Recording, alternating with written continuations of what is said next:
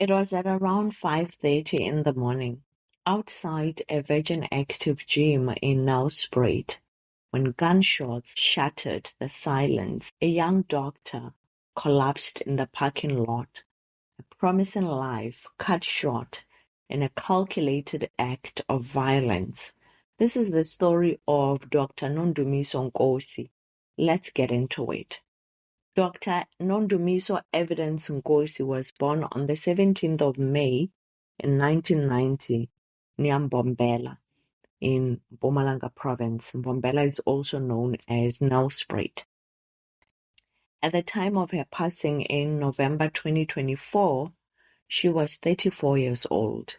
Outside of her busy career saving lives as a medical doctor, Nondumiso was a devoted mother to two young children whom she shared with her estranged husband, Sifiso Vusumuzi Sibanyoni. Some news reports have indicated that Nondumiso's surname was Sibanyoni as well. Others have also even hyphenated it as Nkosi Sibanyoni. However, there is no indication that she had professionally or even legally changed her surname. Rather, she practiced as Dr. Nkosi. Nondumiso had pursued her medical studies in Cuba through the South Africa-Cuba Medical Training Program, path that demanded a great deal of sacrifice, but opened doors to her dream of becoming a doctor. She returned home to South Africa to begin her internship at Temba Hospital near Mbombela, before later joining Rob Ferreira Hospital, also in Mbombela. There, she initially worked in pediatrics and later worked in oncology and emergency. At the hospital, she quickly gained respect of colleagues and patients. Known for her compassion, discipline, and the dedication that she showed to every patient she treated. But behind her professional success, her personal life was filled with turmoil. Her marriage to Sifiso had deteriorated, and she eventually sought legal protection from him. In retaliation, Sifiso had also taken out his own protection order against his estranged wife. In Nondumiso's protection order, she detailed how he had been abusive in the marriage, he had called her a witch, he had even threatened to take her life. Despite the chilling warning, Nondumiso continued with her life and career in the same town, holding on to hope for her children and the future. She and Sifiso had met while she was still very young and in medical school in Cuba. They had a long-distance relationship. As early as 2016, the two of them were together. When she came back to South Africa, the two of them got married before things quickly took a dark turn. Some of her family members and colleagues would later argue that Sifiso was intimidated by her and feeling inferior. Sifiso himself had a certificate in the medical field, although not as prestigious. He held a nursing certificate from Ekufundeni Nursing College, although he did not work as a nurse. On the morning of the 20th of November 2024, at around 5:30 in the morning, Nondumiso arrived at Virgin Active Gym in Nelspruit for an early workout before work. This was routine, something that she would do daily before starting her work. As she was getting out of her car, Nondumiso was ambushed in the parking lot and shot multiple times. She collapsed to the ground, and despite the quick arrival of emergency responders, she was pronounced dead at the scene. Witnesses were left horrified, and the news of her murder spread rapidly. The medical community was devastated. How could a woman who had dedicated her life to saving the lives of others be taken in such a violent and deliberate way? If you are intrigued by my storytelling, please like this video. That is very motivating. And also, if you have not yet subscribed to the channel, please consider subscribing. I also want to say thank you to everyone else that has subscribed. From the very beginning, suspicion fell heavily on the estranged husband, Sifiso. Friends and family members believed that he was behind her killing, pointing to the threats he had made to her and the abuse she had endured in the relationship. At her memorial service, speaker after speaker took to the podium, but instead of celebrating her life as a medical doctor, as a mother or friend, the service became dominated by the theme of gender-based violence. Her estranged husband was notably absent. For many, her death was more than just a personal tragedy. It was another devastating reminder of the femicide crisis tearing through South Africa. Police investigations uncovered a disturbing pattern of events, and on the 8th of July 2025, about 8 months after Nondumiso's murder, Sifiso Sibanyoni was arrested and charged with murder and conspiracy to commit murder.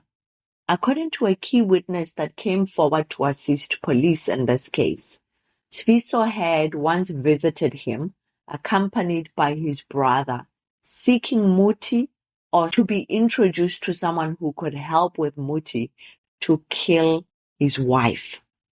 He had confessed his intentions to that witness, allegedly. The witness also allegedly linked him with someone who could provide Muti, but it was also in that conversation that Sifiso informed the witness that he had previously paid 70,000 rands to 2 hitmen to kill Nondumiso. However, the 2 men had taken the money and ran off without causing harm to Nondumiso. It is not clear exactly what happened with him wanting to get Muti this time. It could be that he realized that he had no access to her and that he could not use Muti, but Sifiso allegedly enlisted the help of 2 other hitmen who ended up being his triggermen for the murder. Unfortunately, the police have not been able to trace down these 2 triggermen, and so far, worryingly, it appears that they might get away with their role in this murder. Soon after Nondumiso's murder, it was also discovered that Sifiso, whose bank account had previously been in the minus according to police, had received 2 large insurance payouts in early 2025. First, the amount of 200,000 rands, which was paid out in February 2025, followed by 1.5 million rands paid out in March of 2025. These were life insurance policies that he had taken out on the life of Nondumiso. So Sifiso appeared in the Nelspruit Magistrate Court days after his arrest in July 2025 to apply for bail. It was during his bail application that the defense presented information about his educational background and profession, including that he matriculated in 2005, he had a nursing certificate from Ekufundeni Nursing College, and that although he had a certificate as a nurse, he did not work as a nurse, but rather was self-employed as a diesel salesman. And they also indicated that he told them, this is the defense, in their application, that Sifiso told them that he makes about 80,000 rands on a good month. It's not clear why they sought to present this information to the court, but perhaps it was to say he needed to be let out on bail so that he could continue his business, or that he would not be a flight risk because he had a business that he was running. The state, on the other hand, opposed the bail application, stressing the seriousness of the crime, the strength of the evidence against him, and that he posed danger to witnesses. It was also heard during that bail application that Sfiso's girlfriend, whom he was in a relationship with when Nondumiso was murdered, wrote a statement which was presented to the court that Sfiso could not have been the one involved in Nondumiso's murder because on the morning that Nondumiso was murdered, Sfiso was in bed with him. Sfiso himself has also said that he could not have been involved in the murder because he was at home sleeping when this thing all occurred. Nondumiso's family members, her friends, and her colleagues protested outside the court, calling for the bail to be denied.